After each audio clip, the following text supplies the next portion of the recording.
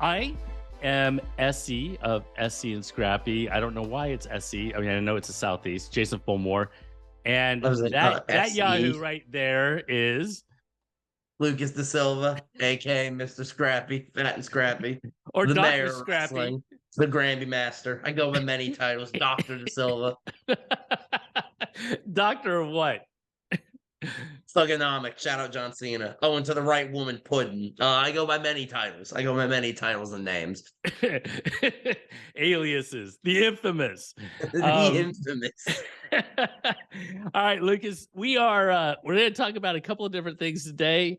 We are talking about NIL in high school athletics. And I want to make sure I point out to everybody before we begin that conversation that I don't know. I know what I've read, right? I don't know a ton of information. So if Lucas and I are somehow off on something we say or something along those lines, you can let us know. Otherwise, that's that. I got a chance to talk to Dave Schultz Award winner in the state of Tennessee, Hunter Mason. And then I talked to Bob Walker, who started the Florida Wrestling Hall of Fame, which starts their first classes this coming weekend in Orlando. In Orlando. So we got that on tap. But before we get to it, what's going on in your world? I just kind of wanted to float this out there because I feel kind of proud of this. Shout out Coach Oldno and the guys at Seckinger High School. I'll be running practices there through the month of July. Seckinger High School, Mondays and Fridays. I'm really excited for the opportunity. It's a good chance for not only me to get my hands with the Seckinger guys, but Team Fat and Scrappy crew as well. And hey, if you want to come to these practices, all you got to do is show up to these practices. There's a donation at the door, which my mother will be policing. No minimum donation. We just want to. The money that gets donated is going to go to the Fat and Scrappy team anyway. Like it's going to go to the trips and try to lower costs on everybody to begin with. I'm not trying to make $1 billion off this yet. So, you know what I'm saying? I just want to get the opportunity, get as many guys in the room and get some good workouts in. So I'm pumped for that. The Don Silva Memorial Duels posted about it last night. I'm still available for 1 to 2 more teams if someone's interested. But as it stands, California, Florida, South Carolina, Alabama, a lot of Georgia crew. I'm pumped. I'm already seeing some people talk about lineups. There are gonna be some fun matchups in there. It's gonna be a really fun event, and custom medals for undefeated wrestlers, custom trophies for top 4 teams, and custom made singlets for our 3 outstanding wrestlers. I'm excited. It's gonna be a lot of fun this summer, and I'm blessed to be in a position to do that. Shout out to Team Fierce and Scrappy as well. We're going to the Backyard Brawl at the end of June. That's gonna be a lot of fun too. There's a lot of cool things going on in that world of Fat and Scrappy. I'm sure that's true. All right. So let's transition to NIL. And for anyone who doesn't, it does fit. But anyone who doesn't know what NIL stands for, it stands for name, image, and likeness opportunities. And, this has been a little bit a part of the world over the last few years, at least especially at the collegiate level. And now it's kind of filtering down to the high school level. You're a college athlete, so let's talk about it from a college perspective first, just to give kind of an understanding and maybe some of the things that we've seen that are positive or negative as it relates to it from your perspective first. So I feel like there's a lot that I want to say, both good and bad about NIL, because there's a lot here to take. And I feel like that this could end up being one of our longer episodes because of this one topic. I think the main thing I want to say first is, while I feel like NIL is the great equalizer in a lot of ways, and not necessarily between the schools, because yes, if you're a bigger school and you have more boosters, you'll have more financial opportunities in theory. However, you also have the opportunity for a school like Binghamton. You have a great fan in your program in Billy Baldwin in your back pocket. You could probably get some money at it. I don't know what's going on at Binghamton, but I would imagine that if you're smart, that's where you go with some of your NIL. Like, hey, could you help us out here? You'll get some opportunities for our kids. Where I view it's the great equalizer is it brings the student closer to the man.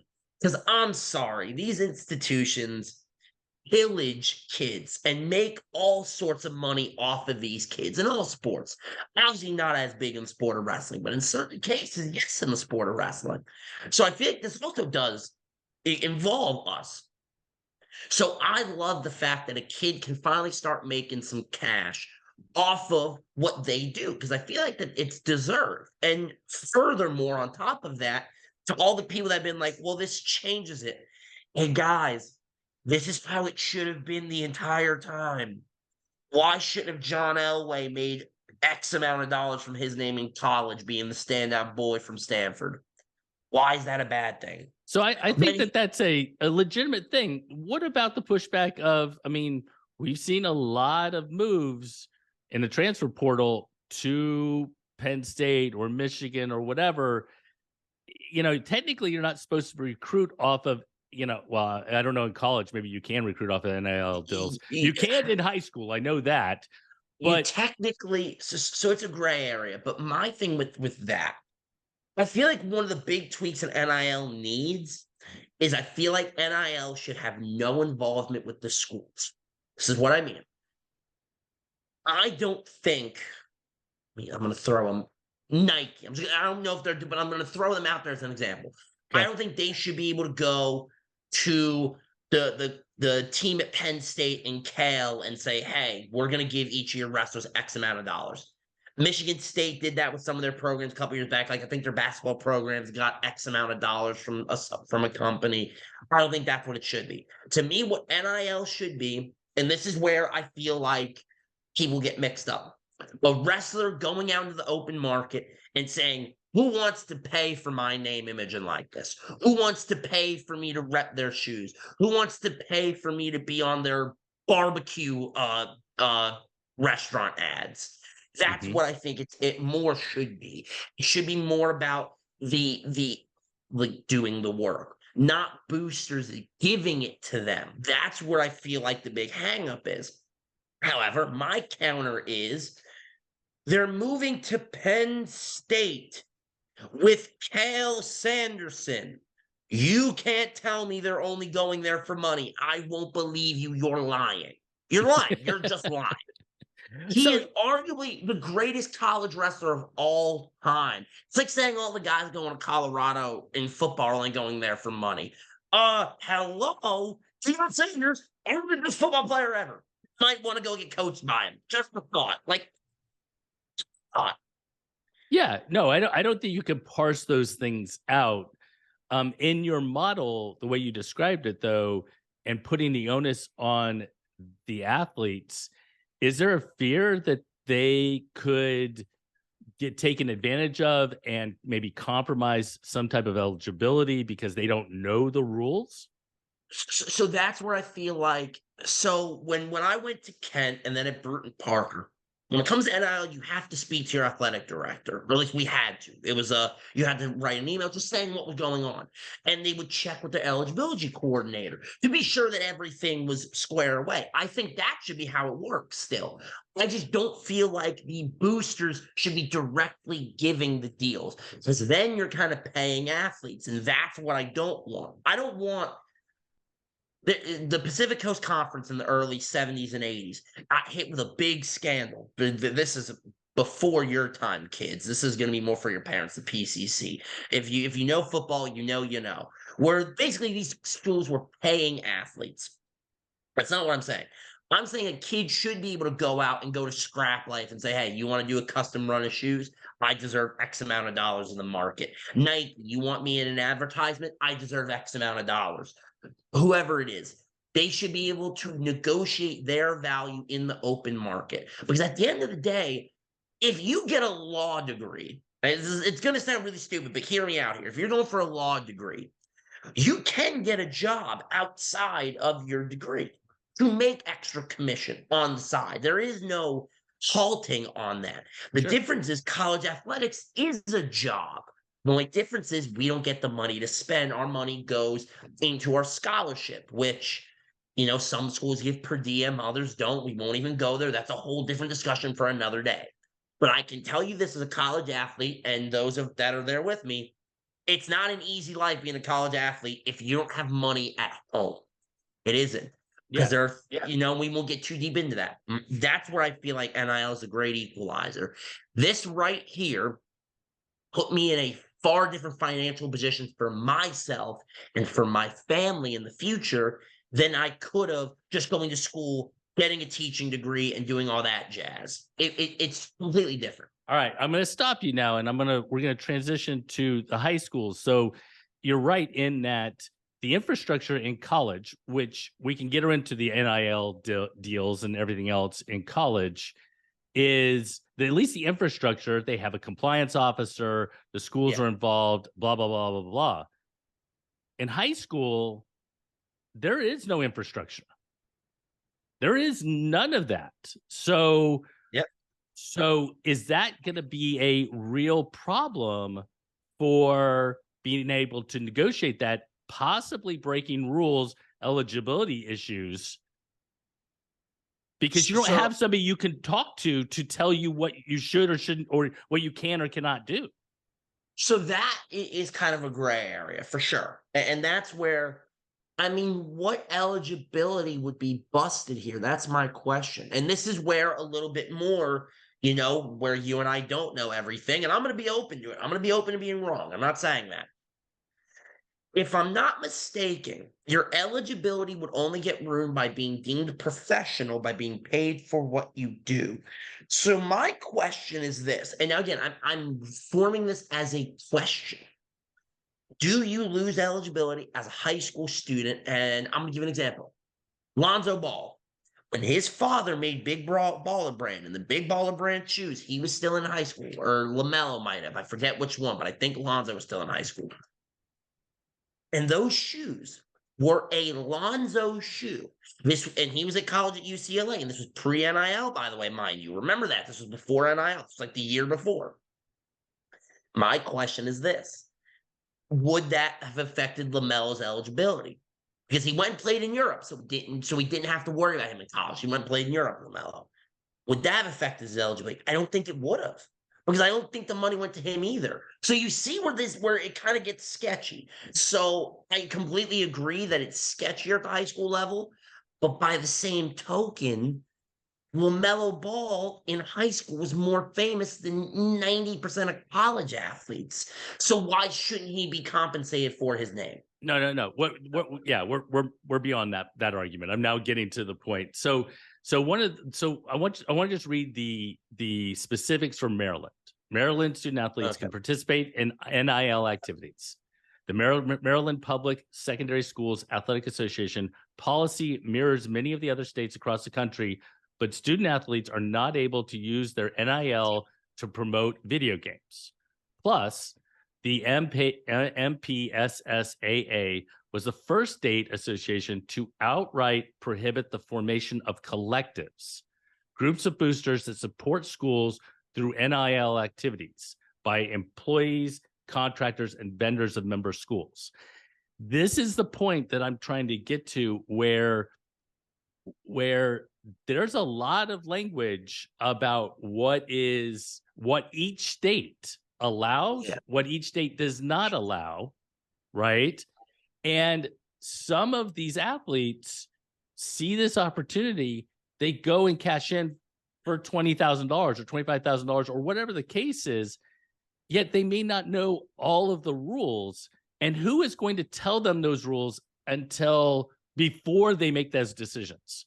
Is it going to be a coach, an athletic director, a parent?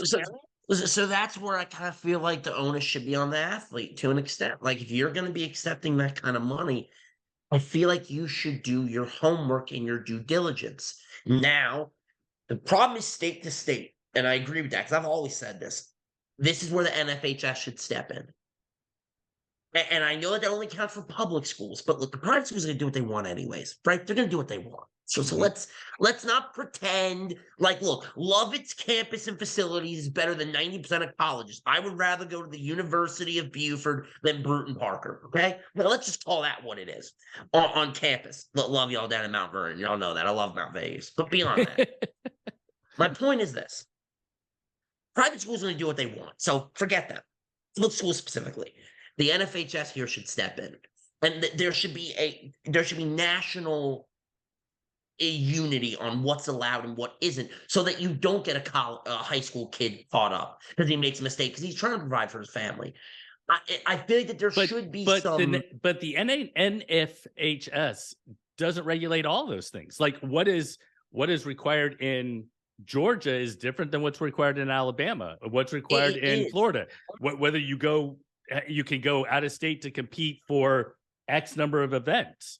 It is, but the NFHS can produce blanket legislation that all the states could agree on, and that's what I'm saying. They could adopt. They don't have to adopt, though. I know that. No, but that's what I'm saying, is that this is where the NFHS should step in, produce legislation, and the states should agree for the safety of their athletes.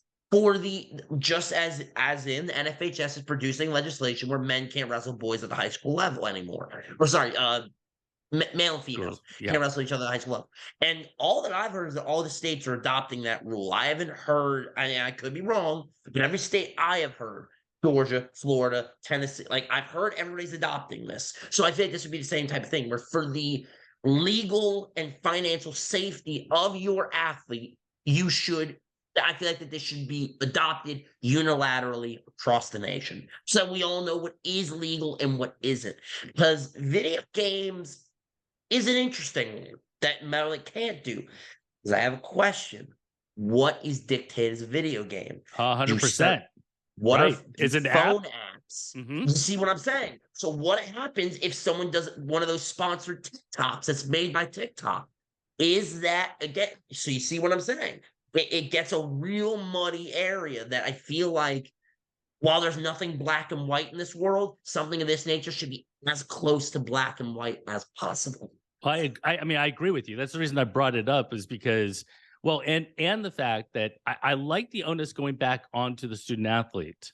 But I think a lot of student athletes, they won't ask the questions. And is that then on them? Yeah, it is on them, but it's an unfortunate situation because we do know that some corporations will completely for sure try to capitalize on the ignorance or the lack of knowledge of a group of people. See, and I completely understand that, and I think it's horrible. And I think here's my thing: I think the corporations should get hit too. If a kid makes a mistake in NIL and it is seen that it was a mistake brought on by the corporation, they should be at fault too. There should be liability both ways. So I almost feel like that this is, hey, who's going to do that liability? Well, this is what I'm saying. Athletes, when you sign your NIL deals, make sure you read the paperwork. Well, that's the other thing, is I feel like that's something that needs to be talked about. I'm sorry. Maybe as a 14, 15-year-old, if that's the case, have your mom or your daddy read it for you or your coach. But as a 17, 18-year-old man or woman, I don't give you sympathy. 17, I was able to read a contract and understand most of the litigation. If you don't believe me, my mother's in the other room. I'll bring her in and we can ask her. There's something to be said for having a head on your shoulders and being able to understand paperwork and the writing that you're looking at. So I kind of feel like, to an extent, if you sign an NIL deal, you're signing it. Read it. Make sure you understand it. And if you don't, you ask questions, and they legally have to answer your questions. This isn't like some type of thing where they can try to trick you. If it's in black and white on paper and you ask them a question, they legally have to answer it. That's where I'm kind of like, torn. They have to answer it, but they can answer it in a particular way, and that still doesn't clear up all the information. Regardless, let's move on. Yeah. All right. So I pulled this from an AL.com article.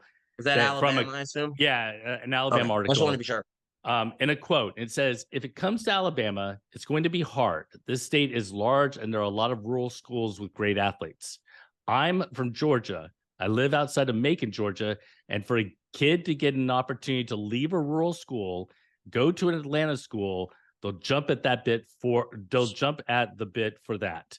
Imagine kids in Wilcox County, which is in Alabama, or in the Black Belt, getting an opportunity to leave your high school and go to a bigger program.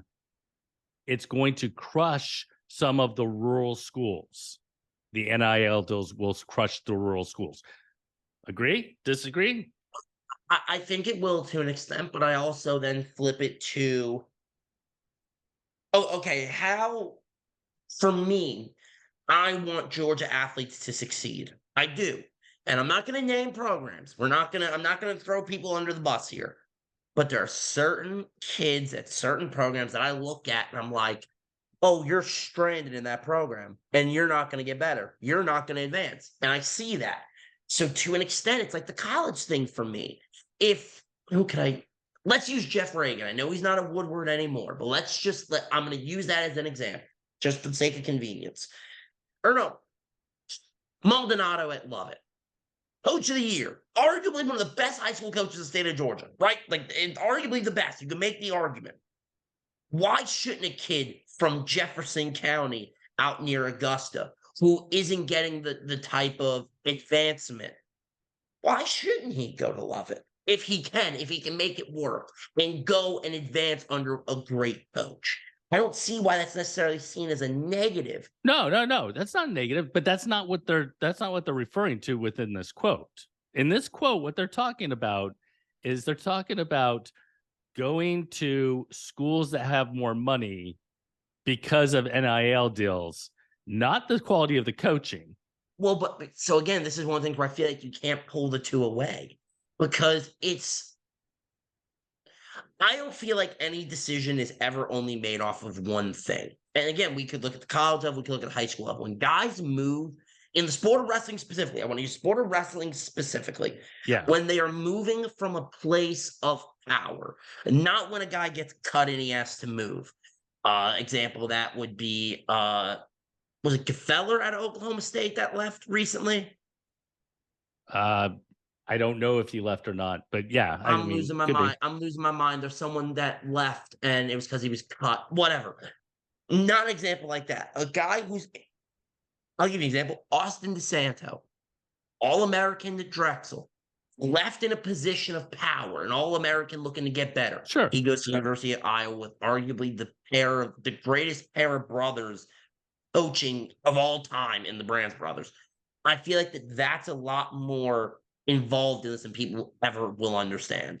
I feel like there's a lot more that has to do. I don't believe, I've never seen it. I don't believe a high school wrestler is going to get $1 million thrown at him. It's never going to happen. But high school wrestlers don't draw like that. So it's not the type of money that I think you would even get to that point. I don't think a kid is going to throw away where he goes for 5 bands, 10 bands. I don't see that. I don't see it. Because if you do, you're a moron. Beyond that, that's not life-changing money. That's not even year-changing money. For those of us that are kind of in the real world more, you know what I mean. It's how far 10,000 gets you.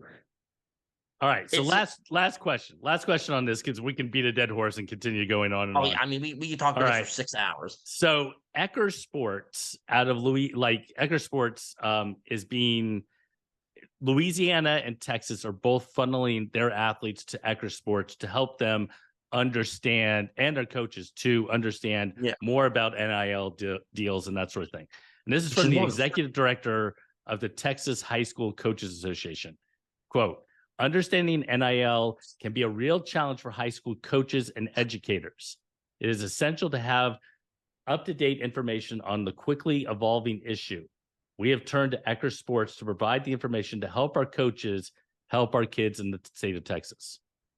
Okay. Now, my question in that situation is, they are basically saying it's on the coaches to assume the role of compliance and assume the role of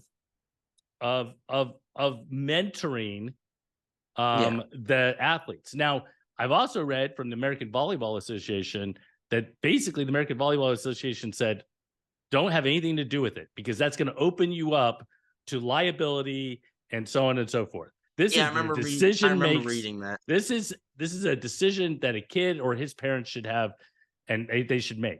My question is do you think that it's fair fair, whatever. I mean, we're putting coaches in a tough position on how to negotiate this. And that's where I feel like, so I see both sides of the coin. That I'm looking at this kind of as a perspective of me. If I was coaching at a high school and I had a kid that was good enough to get an NIL deal, would I want to mentor him through that process and make sure he doesn't get screwed over by a shiesty organization? Of course. But I also don't think it's necessarily all the way fair to me because maybe I don't know everything. It's rough. It's a real tough spot. And I feel like coaches would need some protection. Like, I would only be okay with it if coaches had some sort of protection. If there was some sort of, if I did my due diligence as a coach and a decision was made and it ended backfiring and the kid lost in the process, I don't think that should be attached to me. I don't think that's fair. Because at the end of the day, most of the time you're a guy. Right. But now what's going to happen is, if you're not helping my kid with an NIL deal, I'll go over to this school where a coach will help me. So now an expectation is going to exist. I don't know if that's going to build unless you get a big enough number of coaches doing that. If it's one or two coaches doing that, I don't think you'll see that become an expectation. However, you get 30, 40, 50 coaches help with NIL deals, then I think you may see that. But again, the question within high school wrestling specifically to me is, do you think you'll see that? I don't know. Like, all right. But you know what I'm saying? Like, I don't know if we'll ever see that day. So we certainly will see it in high school football, but that's a whole other thing. Yeah. All right. So just so everybody knows, high school football, they almost already paying their kids at certain schools. So we're in a whole different argument with them. All right. So for anybody who doesn't know, North Carolina just became the 37th state to approve NIL deals. South Carolina, Tennessee have done it recently as well. In our Southeast, Alabama, Georgia, and Florida still are currently not on board with it. Although with the way this is changing all the time, I think this is going to continue.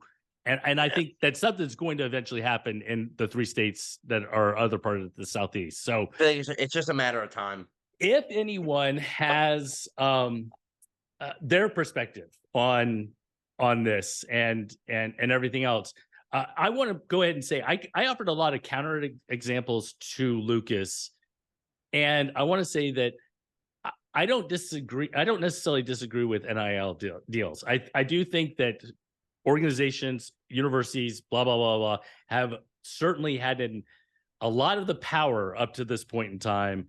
And that is now being shared much more with situations like this.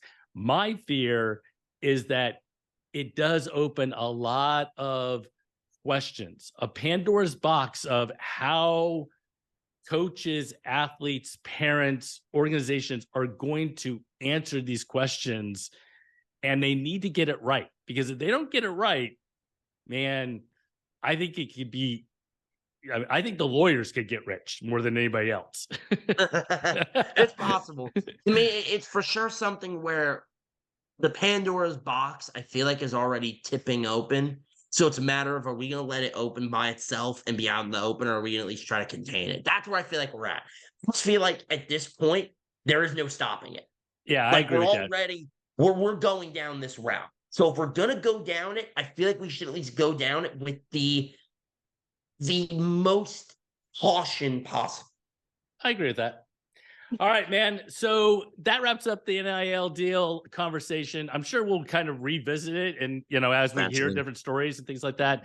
Let's move on to. I had the opportunity to have a conversation with Hunter Mason of Greenville, Tennessee. He's the Dave Schultz Award winner for this past year. I reached out to Elalina Gonzalez of Clarksville, who won the Tricia Saunders Award, but I didn't get a response. So here's my conversation with Hunter Mason. And all right, I'm here with Hunter Mason, Greenville, Tennessee, Dave Schultz Award winner 2023. First, congrats, Hunter. Thank you very much. I appreciate it. I don't know if this generation kind of knows who Dave Schultz is. Do you know what kind of the meaning of this award is to you? Like how big it is? To be honest, I didn't really before I found out I was elected for it and that I won it for my state. And then I went back and looked at all like the previous award winners, like for the country, and saw like the big names that were that had won that award before me. So then I kind of realized how big of a deal it was. Yeah, so Dave Schultz, like, I was a wrestler when, like, he was one of my camp counselors back in the '80s and that sort of thing, and he was just kind of just a really good person and everything else. And so winning the award is such an honor. So as as you kind of look at the comparison between yourself and some of the other Tennessee wrestlers, for you to be nominated and then win the award, kind of what does that mean? I really just feel like it's a testament to how I live my life. I'm very dedicated to the sport, and I just live right and try to do the right things and just try to be the best version of myself I can be as wrestling. And I could probably do a little bit better in the schoolwork area, but as far as wrestling, yeah, I just try to be the best version of myself I can be. Can't we all? I mean, we can all do better, right? So it is an award that is your GPA, it is your wrestling, and it is your community service. Can you just give me a little bit of background about kind of I mean, obviously we know your wrestling accolades and you're good in the classroom. So what was the kind of the community service kind of aspect of it for you? I've helped a lot, like private lessons and just helping out with like a little Greenville club that we run out of the Greenville High School, and just stuff like that. Like I've always coached in the room, helping people after if they want help, before practice if they want help before practice, just anything like that. Yeah, so y- y- a lot of people may not know this, but you were on the show for a bit. So, you were hurt and, that sort of thing. Did that give you an opportunity to kind of give back in another way that you hadn't before? It did actually. So a lot of the time after I was obviously able to like actually walk and everything again, I was helping out a lot on top of bottom wrestling. So I could still do pretty much all the top wrestling I wanted to fairly hard. And I helped out a lot with just coaching, and kind of gave me a different perspective and helped me learn the technique like more thoroughly, Yeah. um, coming at it from the coaching perspective. But yeah, I helped a lot in the room during that period. Yeah, so that appreciation, it's hard to be off the mat for that long, you know? How did you kind of continue to stay motivated knowing that you were going to wrestle in college and everything else? Man, I really do just love the sport and I love lifting. So I mean, no exaggeration. 2 days after my surgery, I was back in the weight room. I had a friend pick me up because I couldn't drive at the time, and he helped me. Hunter Johnson's the name. He was a state finalist for Tennessee too, for Greenville. Yeah, he helped me load up the weights, picked up dumbbells for me, helped me get in the weight room. So that was a big part of it. I got a lot stronger upper body. I put like 55 pounds on my bench press. Um, I went from being able to do like 20 pull ups to like 35 or so in a row. Just stuff like that really helped. And then from the coaching perspective, that did really help me look at it from a different perspective of just all Yeah, my wrestling. that's cool. So I'm wearing a Hokie shirt, Yeah, you I see that. know. Uh Congratulations on being a future Hokie and everything else. So why Virginia Tech first? So I took two other visits. I took a visit at NC State and UNI, and then I had a couple home visits from like Campbell and Virginia Tech did a home visit with me, and a few other odds and schools. And then I had another home visit with Ohio State lined up with Coach Tom Ryan the next week actually. But where I took those visits at UNI, which I also really like UNI and Lee Roper and that coaching staff. Um, that was like the other school I was considering. But then when I got to Virginia Tech, just the facilities, how nice the campus was, and then just all the coaches. I mean, Coach Frayer is really like kind of my style of wrestling. Just I think he's a little bit better. Um, but my style of wrestling, and I feel like I fit in really well with just the coaches, and um, everybody here is just super devoted and just wants to get better. That's just the people I want to be around.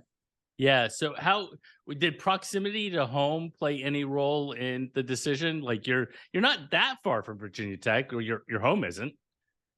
Yeah, it's really nice. So I've been training up at the RTC since I'm within those 250-mile range. Yeah. Um, and I've loved it. Just being able to do that and kind of, I did online for this year, so the after state, because you can't really go to the RTC during season. So after state, I've just been training up here, and I feel like it's helped me tremendously. So that's a good part of it being closer. And then two, like it's only a 3-hour drive from my house. So if anything happens, it's not in Iowa that's 13 or 14 hours away, and I can't get home if something were to happen. So yeah, that does help a lot. Yeah. So, how, well, I mean, I'm kind of wrapping it up, but one of the things that was really interesting is that Virginia Tech has really kind of reached into the South, with Sam Latona and Tom Crook and Caleb Henson. And the last two that I mentioned are from the South, from the Southeast, and were freshmen this past year. Did that play any role in the fact that, you could see how the freshmen could come in and make an impact? Um, to be honest, not really. Okay. It kind of gives me 'cause I don't know if I'm gonna redshirt or not. So it Mhm. kind of gives me a new perspective on um just being ready. So like I was always in the mindset that you have to redshirt when you come to college, and that's the way you do it, and that's the only way you can be an All-American that first year. But obviously Caleb Henson stepped up and rose to the occasion this year and got on that podium, and I feel like I can do the same. It's just a matter of doing it. So it did help me with perspective on that. As far as just being able to rise to the occasion and step up. Well, Hunter, I want you to thank you for taking the time to have a conversation with me. Number one, congratulations on signing with Virginia Tech and going to Virginia Tech. And number two, the Dave Schultz Award winner for the state of Tennessee it's a huge honor. And yeah, congratulations on getting that achievement, and best of luck in the future. I really appreciate it. Thank you for having me on. All right, thanks, Hunter. So, Jason, that was a great talk you had with Hunter, but you also had the opportunity to talk to Bob Walker, who started the Florida Wrestling Hall of Fame. We're going to jump to that interview in a second, but talk about that conversation for a minute. Yeah, so Bob is awesome. He's a great guy. He was a great coach in the state of Florida, and you'll hear it in the interview. But one of the things that's really interesting is the National Wrestling Hall of Fame chapters. They focus on service to the sport, which is great, but they don't really recognize the wrestlers, whether high school or collegiately, and that's what he's trying to start to do with the Florida Wrestling Hall of Fame. It was a great conversation, and yeah, I'll be there this weekend, so I'll try to That's take some pictures and amazing. things like that. But here's my That's awesome. conversation. Yeah. All right, guys, I am here with Bob Walker, the founder and president of the new Florida Wrestling Hall of Fame. Bob, how are you? I'm doing great. How are you? I'm doing good. And for those of you who don't know, I've known Coach Walker. For me, he's Coach Walker. I've known him for a long time. Back when I was a very young coach, I got to follow him out to Colorado, and I got to watch him coach our cadets out there and everything else. And it was just a very fond memory for me. Coach, I don't know if you remember that or not, but it I was great. do. That was a great trip. Those were a great bunch of kids. Yeah, they were. They were. Well, and we're talking about some outstanding individuals coming up this weekend for the induction into the Florida Wrestling Hall of Fame. But before we get to that, so I want to understand kind of how the Florida Wrestling Hall of Fame kind of got created. I can read the mission on the website, but kind of what were you thinking when you started going down this path? Well, I grew up wrestling in Southern California. I was fortunate to be on an outstanding high school team. My high school team, my sophomore year, 5 of those wrestlers have been inducted into the California Wrestling Hall of Fame. Wow. Between all of us, we won over 20 national titles.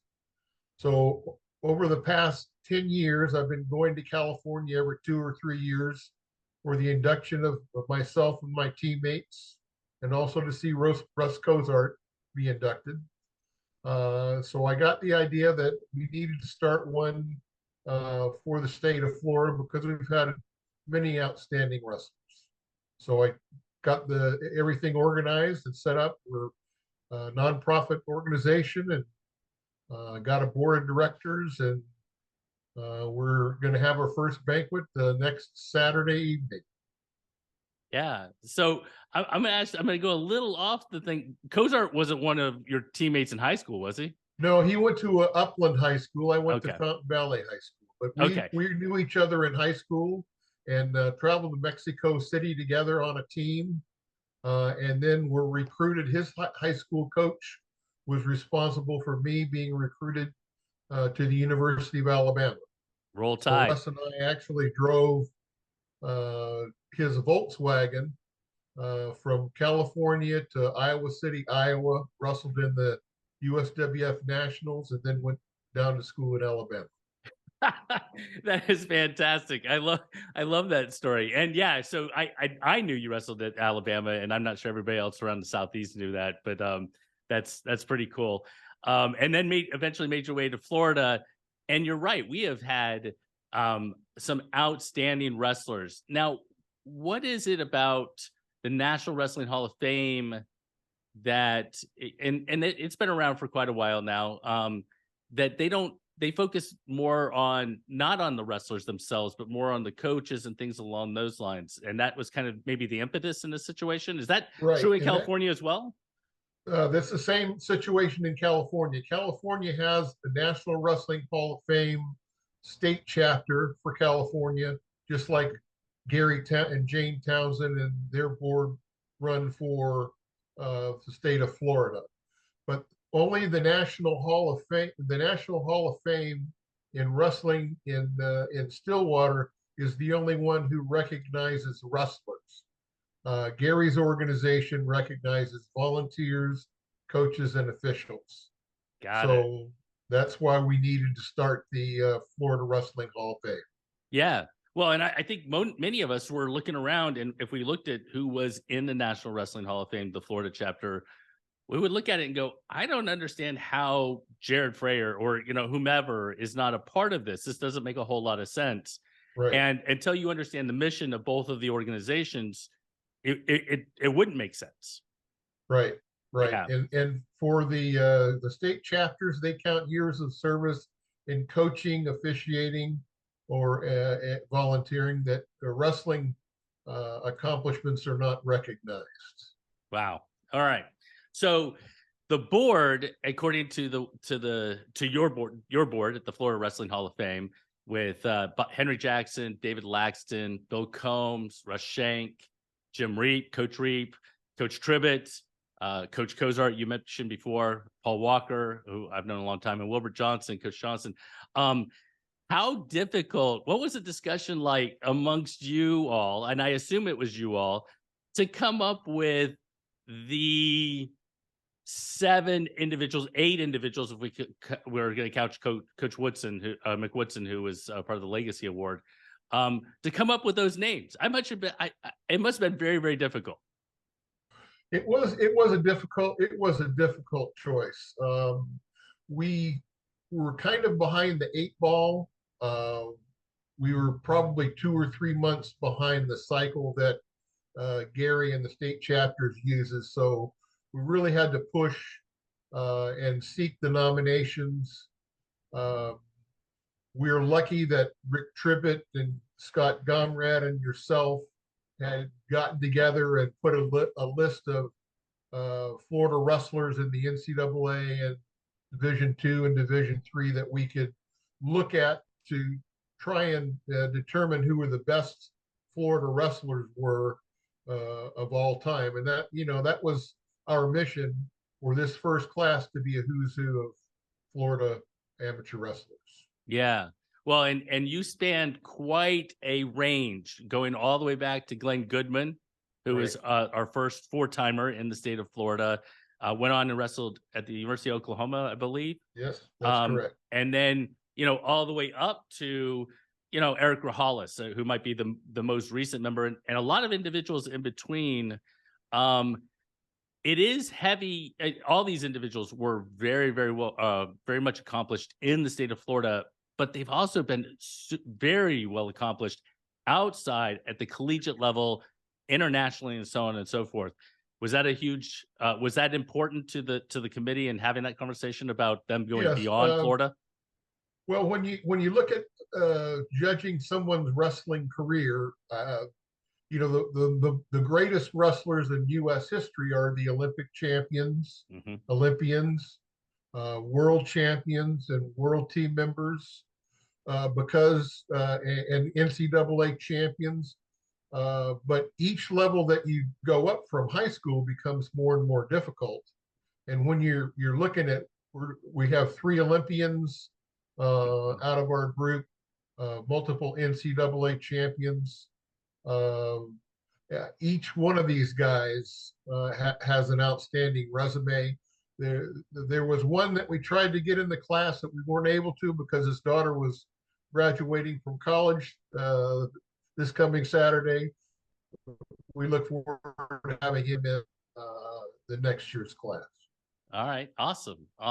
So, yeah, I want to wrap it up with kind of bringing it back around. It is this Saturday evening in Kissimmee, right?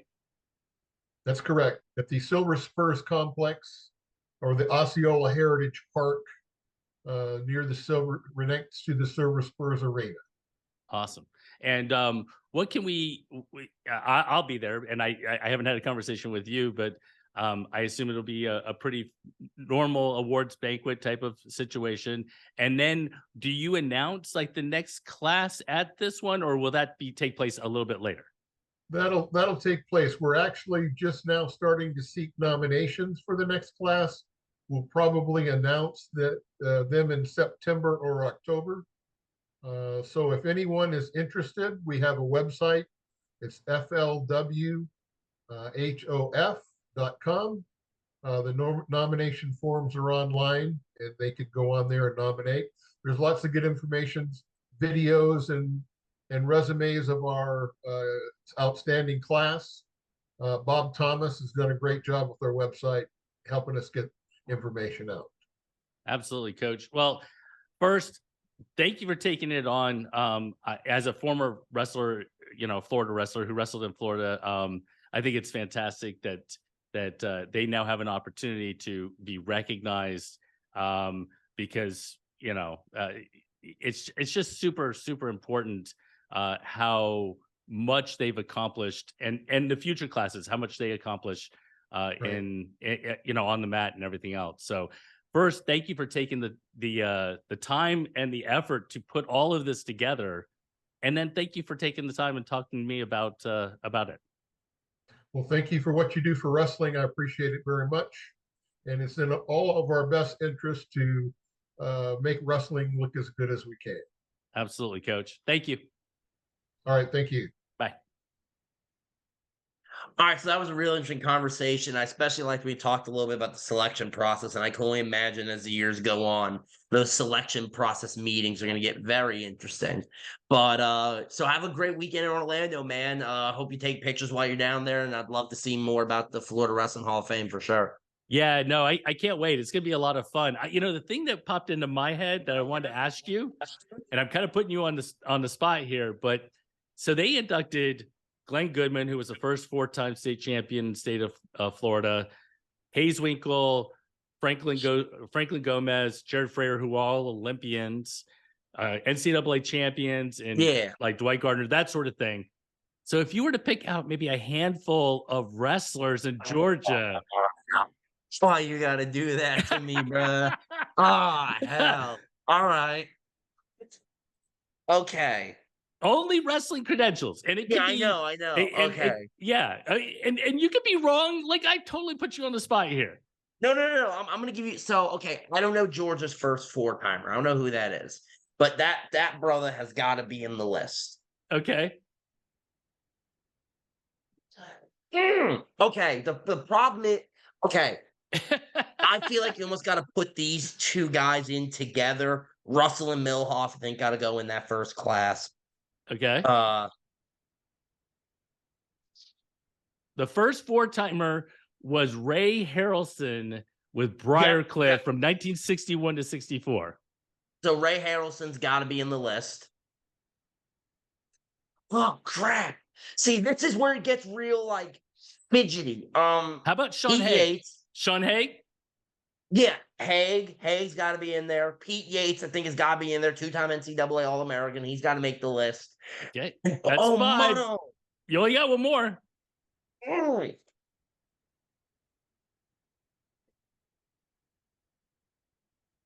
Ooh, how? Okay, what is the recency on this? Like, what was the date that a guy had to be done wrestling by to be eligible? Because I got a young one. Well, I mean, their latest one was Eric Rahalis, who was in 2013. He was in NCAA. So Okay. but, So I'll but look in you the. don't. But there's no. There wasn't that wasn't a part of the criteria. You could pick somebody young. I mean, listen, there's a lot to be said for a 3-time state champion, Super 32 champion, who goes in All-Americans as a freshman out of Blacksburg, Virginia. I think there's a lot to be said about that as a freshman. Now, let's assume we want to wait for him to finish his college career before we start giving him jackets, which is fine by me. And as well, that's my boy, so people are going to say that I'm being a homer and biased. And to that I say Afangul. But beyond that, see, there's a lot of I'm not trying to be Atlanta biased. I'm really not. But then you got to look at guys like the Bullards, I think, have to be in the mix. A guy like a Denton Spencer, I think, deserves a mention here. And the other thing is, I'm not as familiar with the older group of Georgia. Like that 90s era of wrestling, the 80s, I know there were some killers in there. I'm just not as familiar. So do you know the name Whit Durden? No, I do not. See, I've heard the name, but I don't know his credentials.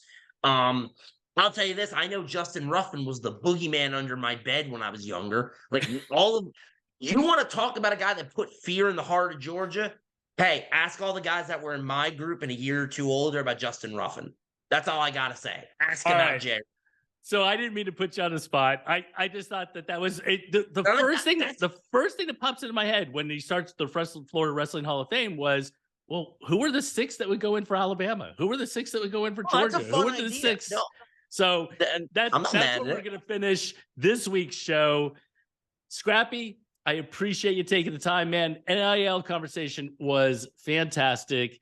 Like we said at the beginning, I don't know that we have any of the answers, but it's an interesting conversation, and it's here, so we need to have that. Yeah, no, and like you said, it's here.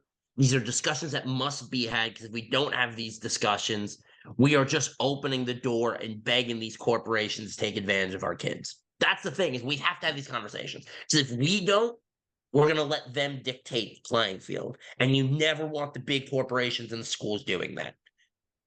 If I could teach kids one thing about negotiating, not only in business, but when you go to your coaches and ask for scholarship money and all that jazz, you never let them pick the field of engagement. Never do that. You will lose every time. All right. And on that note, that is this week's episode of SC and Scrappy. We'll see you guys in a week. All right. Take care. Bye.